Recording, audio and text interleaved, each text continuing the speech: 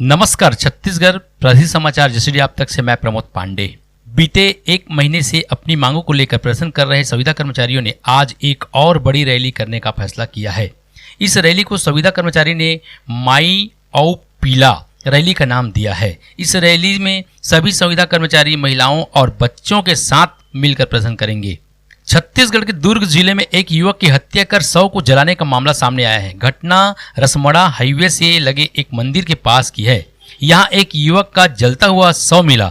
Police मृतक की पहचान करने के साथ ही हत्यारों की तलाश में जुट गई है। पुलिस के मुताबिक रविवार दोपहर उन्हें सूचना मिली थी कि रसमड़ा हाईवे से लगे सतभैया मंदिर के किसी की हत्या कर दी। सूचना मिलते ही दुर्ग एसपी के साथ पुलिस बल मौके पर पहुंची। उन्होंने बताया कि शव के ऊपर के हिस्से को पेट्रोल डालकर जलाने का प्रयास किया गया है।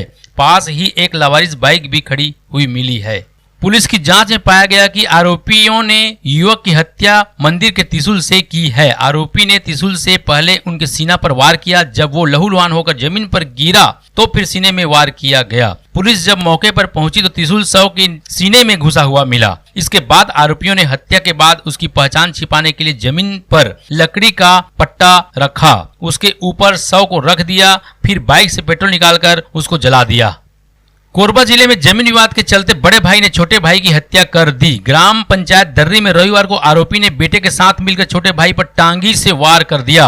वारदात की जानकारी मिलते ही पुलिस मौके पर पहुंची और जांच शुरू कर दी। पुलिस ने दोनों आरोपियों को गिरफ्तार भी कर लिया। पूरा मामला हरदी बाजार थाना इलाके का है। जानकारी के मुताबिक दर्री गाँव में एक शख्स की लाश उसके घर के बाहर पाई गई थी, जिसके बाद आसपास के लोगों ने इसकी सूचना पुलिस को दी। मृतक का नाम लक्ष्मी नारायण तिवारी है, जिसका हत्या उसके बड़े भाई कौशल प्रसाद तिवारी और बड़े भाई के बेटे अशोक तिवारी ने की है।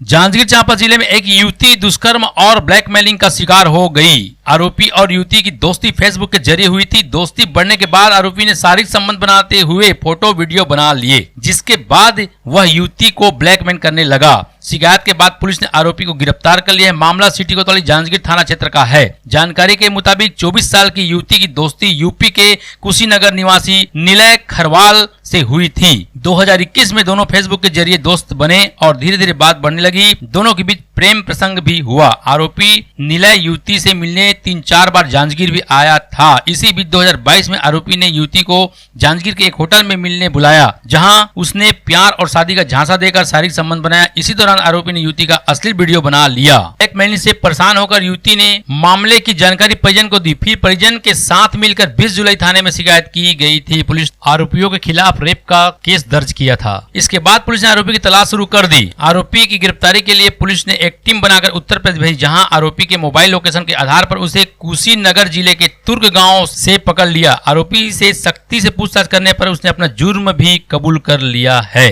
छत्तीसगढ़ के बिजली ठेकेदार 31 जुलाई से काम बंद कर हड़ताल पर जा रहे हैं। 5 लाख तक के टेंडर को ऑनलाइन किए जाने का ठेकेदारों ने विरोध किया है। इसके अलावा अन्य 6 मांगों को लेकर पावर कंपनी के मुख्यालय डंगनिया में प्रदर्शन होगा। Chhattisgarh electric contractor welfare association ने इस संबंध में पावर कंपनी प्रबंधक को सूचना दे दी है। एसोसिएशन का कहना है कि विभाग में श्रेणी 1 से लेकर श्रेणी 4 तक के ठेकेदार पंजीकृत हैं। श्रेणी 4 के ठेकेदारों की संख्या ज्यादा है। प्रबंधक द्वारा आदेश जारी किया गया है कि 5 लाख तक के टेंडर ऑनलाइन मोड पर भरे जाएंगे।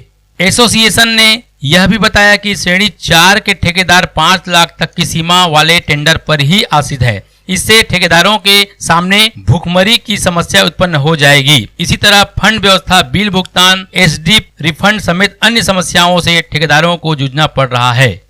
छत्तीसगढ़ में आम आदमी पार्टी 90 विधायकों के आवासों का घेराव करेगी, जिसके लिए पार्टी के पदाधिकारियों ने रविवार को प्रेस कॉन्फ्रेंस कर अपनी रणनीति की जानकारी दी। उन्होंने कहा है कि कांग्रेस भाजपा के नेता कंबल ओढ़कर घी पीने में लगे हुए हैं। उन्हें आम आदमी की समस्या दिखती ही नहीं। राजधानी में जल भराव की समस्या का नतीजा यह हुआ है कि 300 घरों के लोग को एनडीआरएफ की मदद से बोट से रेस्क्यू करना पड़ा।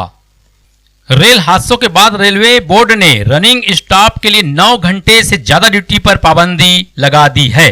इसके विपरीत दक्षिण पूर्व मध्य रेलवे के अफसर यह आदेश मानने से इनकार कर रहे हैं। बोर्ड ने बेहद जरूरी होने पर ही 2 घंटे अतिरिक्त ड्यूटी कराने की छूट दी है, लेकिन बिलासपुर डिवीजन में इसे ही आधार बनाकर 12 से 14 घंटे तक ड्यूटी के लिए दबाव बनाया जा रहा है। मध्य प्रदेश के सिंहपुर में हुए रेल हादसे के बाद रेलवे बोर्ड ने 25 अप्रैल को जारी आदेश कर देश भर के जोनल महाप्रबंधकों को निर्देशित किया था कि वे लॉन्ग आवर्स की ड्यूटी पर सख्ती से रोक लगाएं। कोई भी running staff, loco pilot, assistant loco pilot या मैनेजर 9 घंटे से अधिक ड्यूटी न करे। इस पर अमल करें ताकि दुर्घटना रोकी जा सके। रेलवे बोर्ड ने ऐसा आदेश इसीलिए दिया था क्योंकि सिंहपुर रेल दुर्घटना की वजह ही लोको पायलट और असिस्टेंट लोको पायलट की 14 घंटे से अधिक ड्यूटी थी। वे काफी थके हुए थे।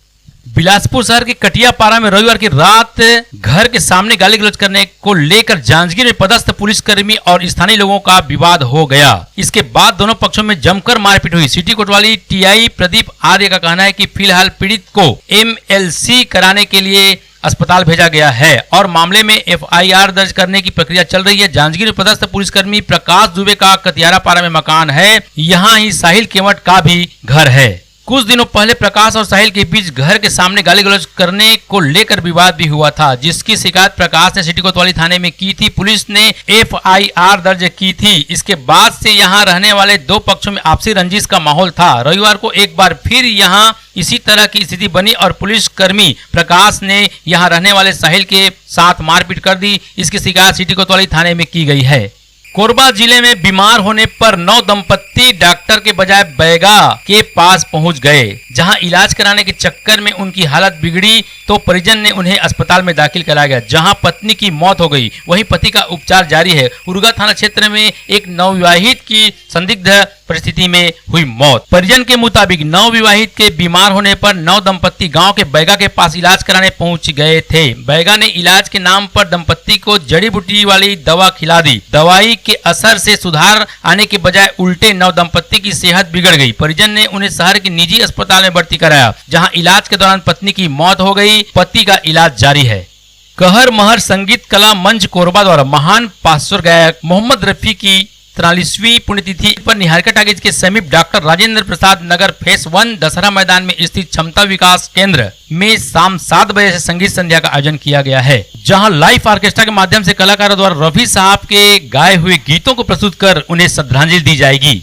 मुख्यमंत्री भूपेश बघेल आज मुख्यमंत्री निवास कार्यालय में आयोजित कार्यक्रम में 1,22,625 युवाओं को बेरोजगारी भत्ते के तहत 31.71 करोड़ रुपए की राशि अंतरण करेंगे। बेरोजगारी भत्ता योजना के तहत अब तक 80,72,30,000 रुपए की राशि इस योजना के अंतर्गत युवाओं के खाते में अंतरित की जा चुकी है। इस प्रकार जुलाई महीने की राशि शामिल करने पर अब तक 112 करोड़ रुपए की राशि युवाओं के खाते में अंतरित हो जाएगी। बेरोजगारी भत्ते के आवेदन के साथ ही युवाओं को कौशल प्रशिक्षण के लिए भी चिन्हांकित किया जा रहा है। जो युवा कौशल प्रशिक्षण चाहते हैं उन्हें विभिन्न संस्थाओं में प्रशिक्षित किया जा रहा है। 4,228 युवाओं का प्रशिक्षण आरंभ हो चुका है। 1,791 युवाओं का प्रशिक्षण शीघ्र ही आरंभ हो जाएगा।